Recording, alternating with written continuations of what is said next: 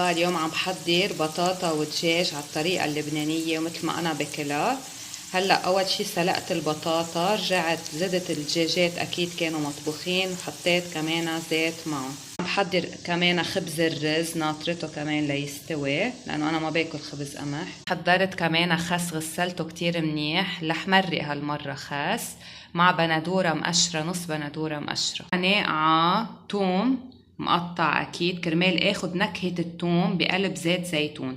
هلا هن عادة بياكلوا الثوم بس انا بيزعجني. كاتشاب يلي ما بيزعجني اكيد من دون كبيس، هن بحطوا كبيس بس كبيس انا بيزعجني. حطوا لخبز الرز، حطيت خبز الرز، حمصون قد ما بدكم.